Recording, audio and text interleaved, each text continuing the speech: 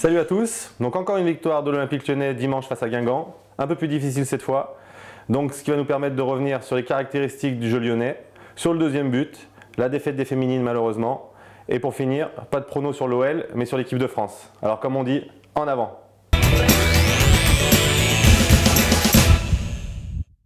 Cette semaine, j'aimerais mettre en avant une caractéristique mise en place par Hubert Fournier, je pense, c'est le fait qu'on marque beaucoup de nos buts dans le jeu.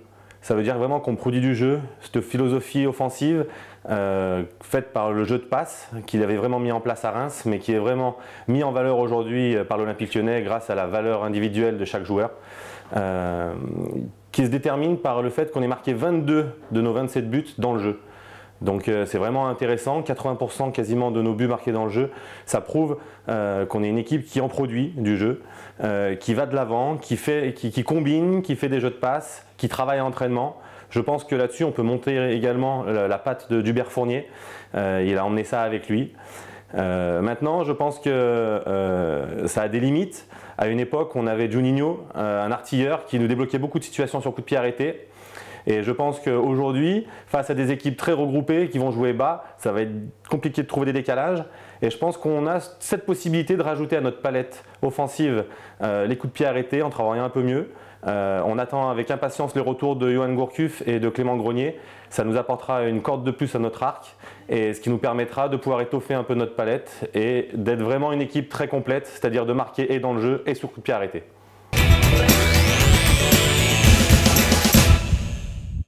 Cette semaine, ce que j'ai vraiment aimé dans le jeu, c'est le deuxième but qu'on a marqué, une belle action construite, à montrer dans toutes les écoles de football. Ça part d'un 1-2 entre Jallet et Lacazette.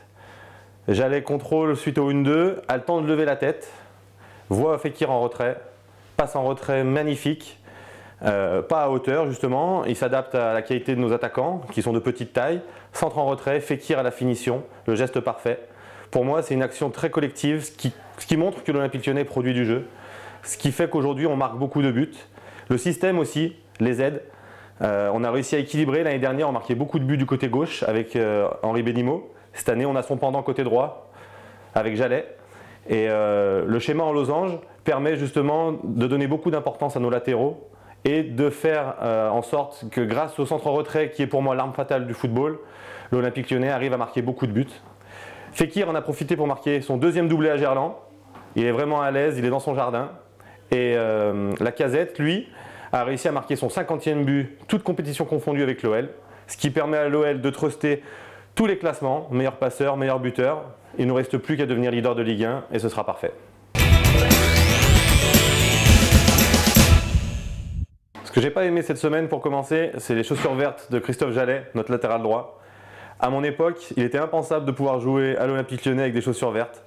Bernard Lacombe était là pour sévir, pour rappeler à l'ordre quiconque venait à l'entraînement avec une chemise verte, avec une voiture verte. Enfin, tout ce qui était vert était prohibé. Bernard Lacombe était le garant de ce jeu-là. Et aujourd'hui, soit il vieillit un peu, soit c'est passé de mode grâce à notre ami Gomis. Enfin, pour revenir à des choses plus sérieuses, ce qui m'a vraiment déplu cette semaine, c'est la défaite des féminines en Coupe d'Europe hier soir face au PSG. Je ne regarde pas souvent le foot féminin, j'avais regardé hier soir parce que c'était un match important pour l'Olympique Lyonnais, donc je suis peut-être un peu le chat noir. Malheureusement, c'est une défaite un peu cruelle parce qu'elles ont dominé quasiment tout le match. Elles sont tombées sur une grosse équipe défensive. Laura Georges nous a fait beaucoup de mal, l'ex-lyonnaise. Elle a très bien défendu. Et sur un contre, l'OL a pris un but. Et c'est une cruelle désillusion parce que c'est un match qu'on a dominé de bout en bout. Et pour en avoir discuté avec des amis pendant le match, il m'avait dit à la mi-temps qu'il fallait vraiment marquer parce que le scénario de l'année dernière pouvait se reproduire. C'est ce qui s'est passé. Et je pense qu'aujourd'hui, avec cette défaite en Coupe d'Europe, la saison va être très longue pour nos amies lyonnaises. Heureusement qu'il y a en ligne de mire l'objectif de la Coupe du Monde 2015 au Canada. J'espère pour elles qu'elles sauront rebondir dès ce week-end face à Rodez.